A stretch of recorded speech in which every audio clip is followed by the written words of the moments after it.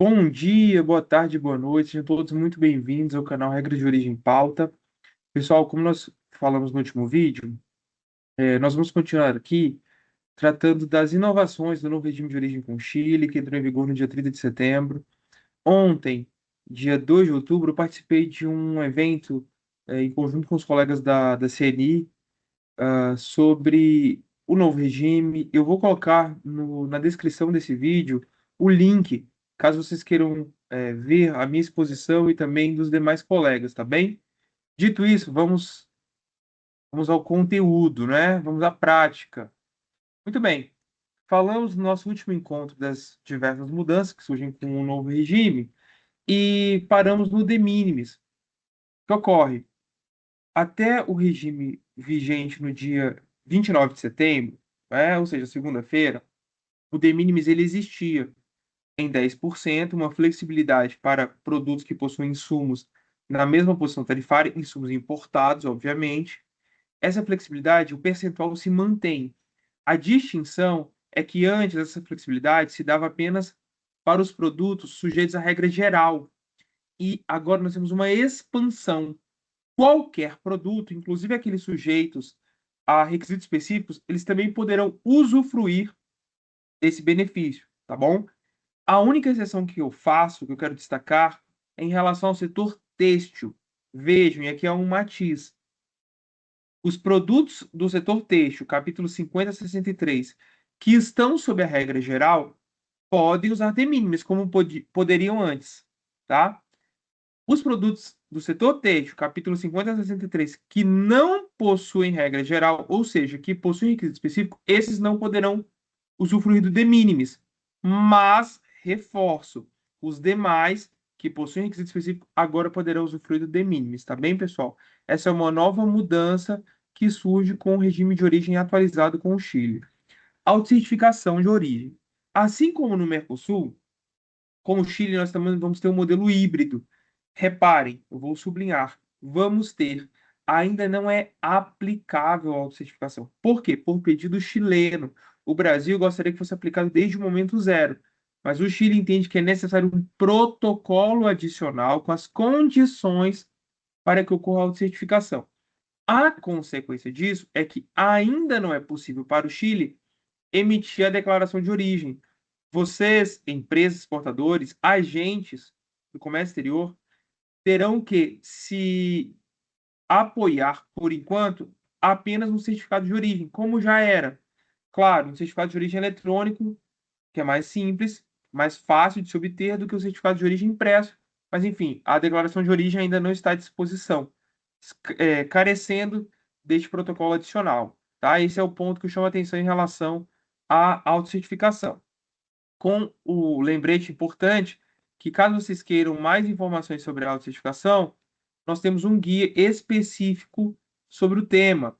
Essa vai ser a discussão do nosso próximo bloco de vídeos.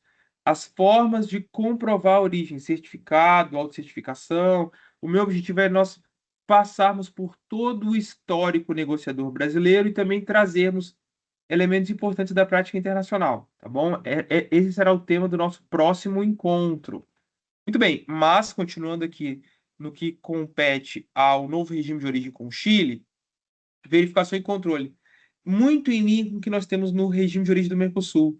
Uma verificação muito mais rápida, muito mais assertiva. Como funciona hoje, tá? Como funciona hoje não, porque tivemos a mudança no dia 30 de setembro.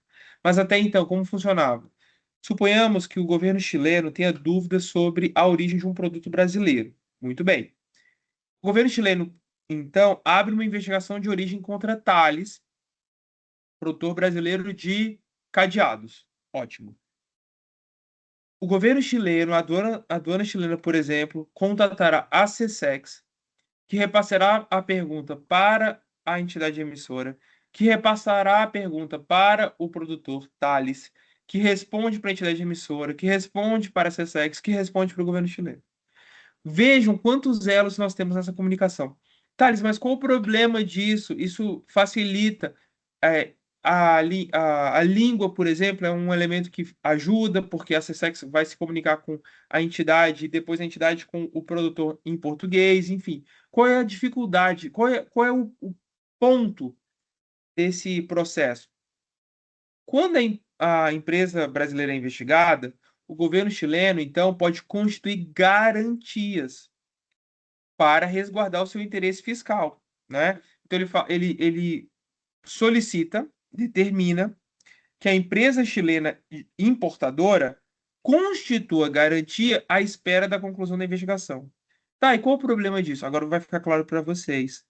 Essa empresa chilena que constitui a garantia, ela perde fluxo de caixa. Ela perde dinheiro para comprar, ela perde dinheiro para pagar salários, pagar a luz, enfim, ela se constrange com a investigação, o que pode impactar na relação comercial. Poxa, melhor eu não comprar de Tales, produtor de cadeados no Brasil, porque eu sei que ele está sob investigação, eu sei que a investigação pode demorar anos ou meses, e eu sei que a conclusão pode ser contra a qualificação de origem, afetará os meus negócios, né? E mesmo que seja a favor da qualificação, ou seja, mesmo que se constate que Thales é um produtor efetivo de cadeados no Brasil, ainda assim eu fiquei com o meu dinheiro bloqueado. E naturalmente eu não quero que isso aconteça porque eu quero ter fluxo de caixa. Portanto, quanto mais rápido e quanto mais assertiva a verificação, melhor para o ambiente de negócio. No novo regime, o governo chileno poderá contratar diretamente Thales, produtor de cadeados no Brasil, diretamente, apenas nos notificando desse contato, para que, claro, a Secex possa se colocar à disposição do exportador brasileiro, produtor exportador, para ajudá-lo, mas ele já pode responder diretamente ao Chile. E essa facilidade de comunicação pode fazer com que reduza o tempo da verificação. Por quê? Porque os chilenos podem logo se sentir confortáveis com as informações recebidas, favorecendo, e assim eu completo o ciclo, o ambiente de comércio. Tá bem, pessoal? Então, o novo regime de origem do AC35, menos burocracia, mais facilitação de comércio, o que intensifica os fluxos comerciais entre os estados membros do acordo, tá bom?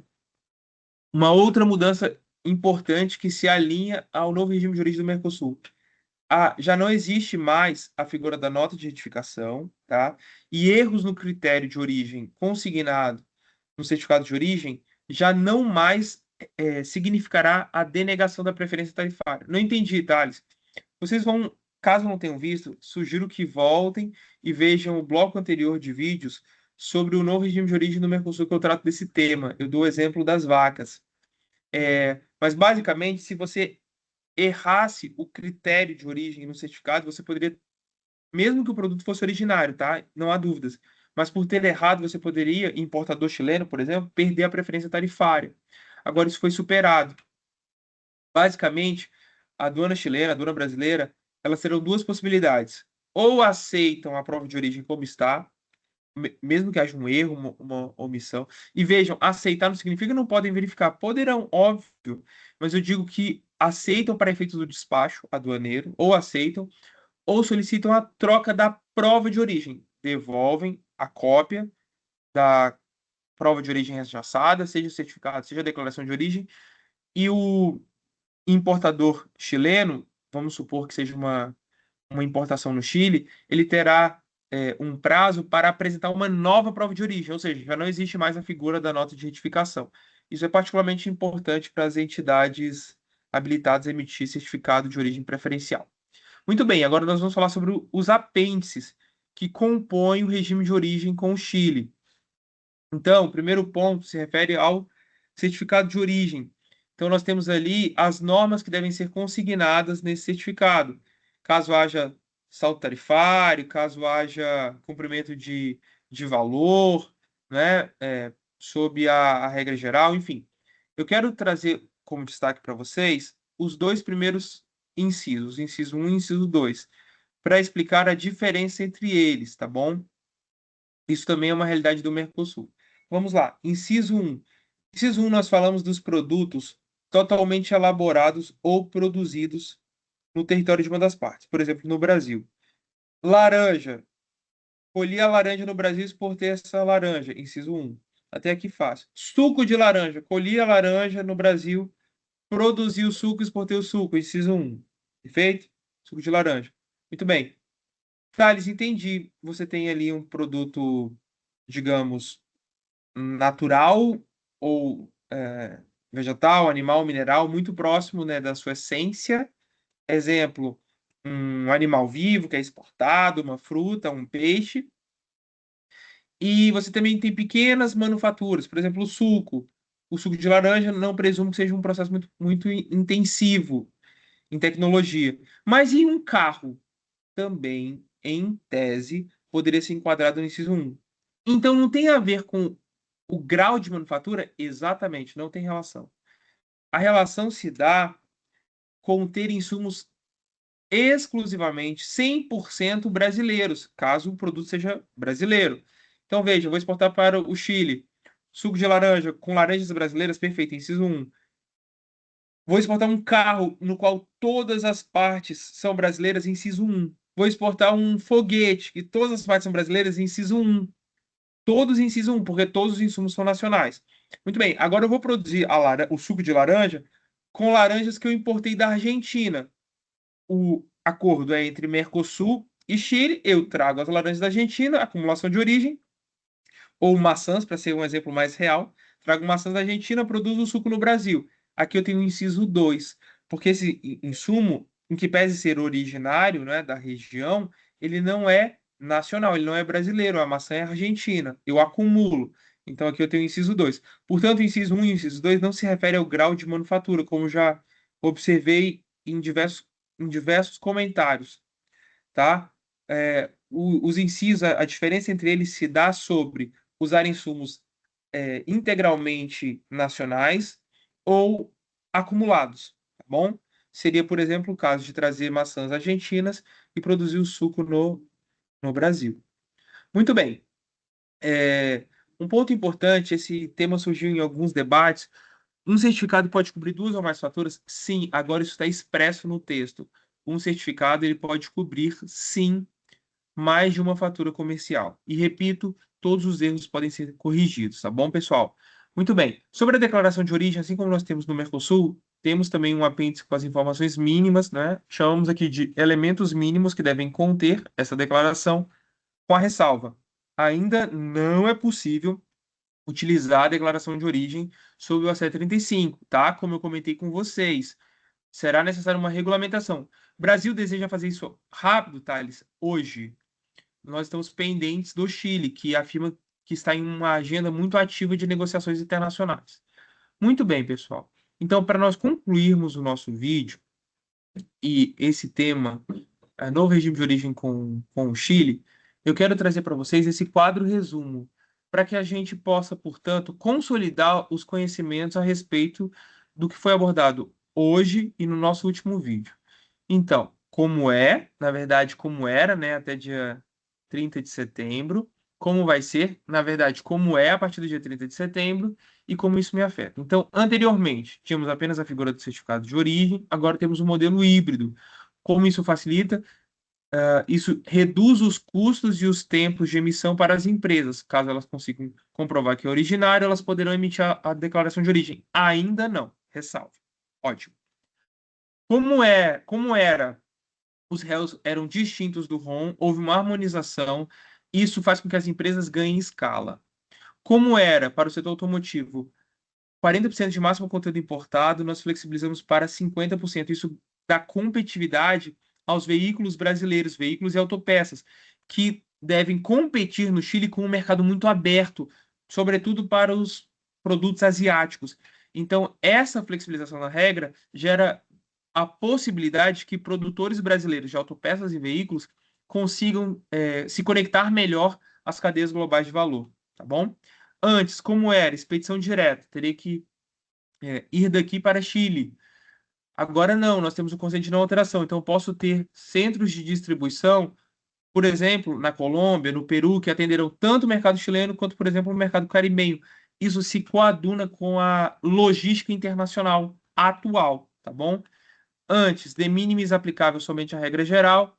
Agora, qualquer produto que possua critério de saldo tarifário poderá utilizar de minimis, mesmo que esteja no requisito específico, exceto aquela flexibilidade, aquela ressalva que fizemos, exceto ao setor têxtil, que está no requisito específico, porque se estiver na regra geral, pode ser usado o de minimis, tá bom?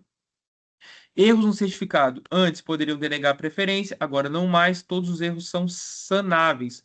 as autoridades aduaneiras possuem duas opções: ou aceitam a prova ou pedem uma nova. Não existe mais a figura da nota de retificação.